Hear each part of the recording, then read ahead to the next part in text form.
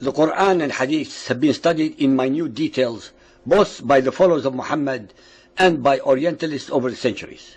In the latter 200 years, many very eminent Europeans studied the Arabic language, the Quran and Ahadith, and mastered both to an incredible degree. It is on record that the Muhammadan exegetes as well as the European Arabists have come to the following conclusions.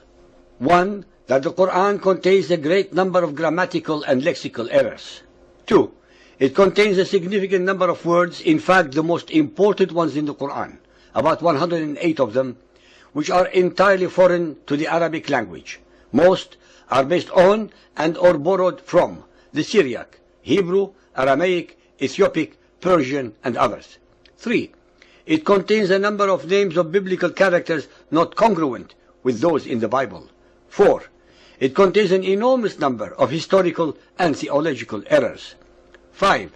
It also contains a significant number of differences and contradictions as compared with the same stories as originally written in the Hebrew Bible or the New Testament.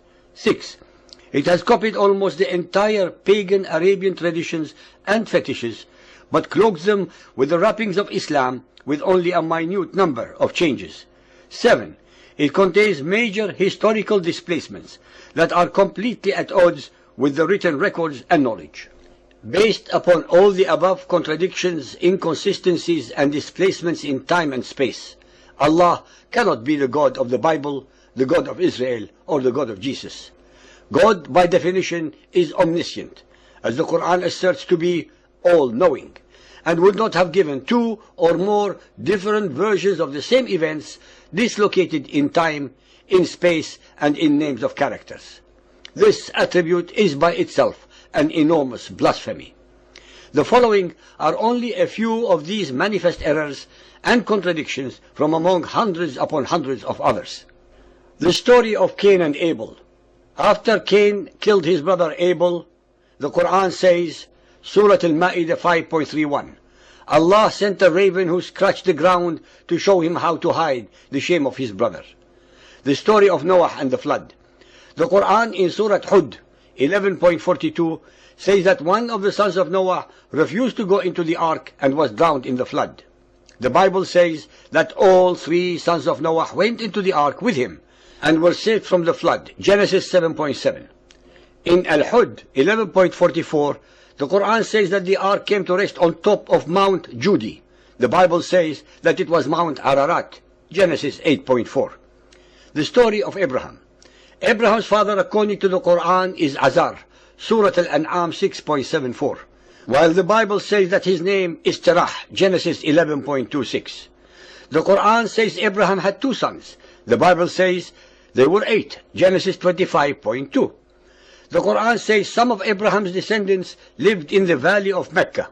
Surah Ibrahim 14.37. While the Bible says they lived in Hebron. Genesis 13.18. The Quran says that Abraham had two wives. In the Bible, he had 3. The Quran says that he built the Kaaba. Surah Al-Baqarah 2.125. The Bible has no such record. The Hadith assert that it was Ishmael who was being sacrificed, while the Bible tells us it was Isaac.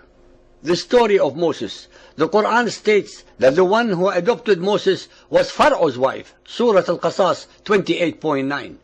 While the Bible says it was Pharaoh's daughter. Exodus 2.5. The Quran states that Haman lived in Egypt during Moses' time of 1450 BC, while the Bible asserts that Haman lived in Persia during Xerxes' time of 400 BC. Esther 3.1. The story of Mary and Jesus. The Quran states that Mary's brother was Aaron. Surah Maryam 19.28. While the Bible says that Aaron lived 1450 years before Mary. Numbers 26.59. The Quran asserts that she gave birth to Jesus under a palm tree. 19.23. While the Gospel says it was in a stable. Luke 2.7. The Quran also mentions that Jesus spoke and made miracles at the time when he was young. 19.24. The New Testament has no such record. The Quran asserts that Jesus did not die on the cross. Surah An-Nisa 4.157. But the Gospels disagree. Astronomical. Surah Al-Kahf 18.86. until when he reached the setting of the sun, he found it set in a spring of murky water. Near it he found a people. We said, O Dhul Qarnayn, either to punish them or to treat them with kindness. According to the Quran, the sun sets in a murky puddle of water, but the sun is over 1 million times bigger than the size of the earth. Historical. Surah Al-Qasas 28.38. Pharaoh built the Tower of Babel in Egypt. According to the historical record, the Tower of Babel was built in what is now Iraq and not in Egypt. Alexander the Great. Surah Al-Kahf 18.83. They ask thee concerning Dhul Qarnayn, Alexander the Great, say, I will rehearse to you something of his story. Verily, we establish his power on earth, and we give him the ways and the means to all ends. Alexander was a pagan and had absolutely nothing to do with prophethood except in the Quranic version. That Zacharias could not speak for 3 nights, Surah Maryam 19.1. While the New Testament says he could not speak until the child was born or for about 9 months, Luke 1.20. So far, ladies and gentlemen, not a single verse above has any resemblance to any original one in the Hebrew Bible or the New Testament, and hence cannot possibly have been a revelation from either the angel Gabriel or the God of Israel and Jesus. But it could easily have been from Satan, pretending to be the angel Gabriel. After all, he, Satan, was able to deceive Muhammad with the notorious but astounding satanic verses, when Muhammad was more than willing to compromise his newly found monotheism by reverting to paganism. The followers of Muhammad, who believe the Quranic version of the biblical events, have not read, let alone studied either the Bible or the New Testament, to compare and contrast these events, since they are actually prohibited from doing so by their political and religious leaders.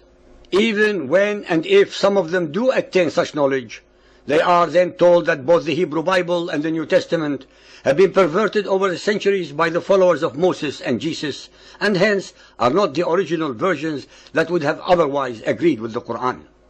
There is obviously not a single follower of Muhammad on earth who can produce the original versions of these books upon which they rest their case. Hence, it would take a monumental intellectual and spiritual effort for any follower of Muhammad to use his or her own logic to overcome decades of indoctrination and accept the reality that it is the Quran and only the Quran that is in total and manifest error and falsehood.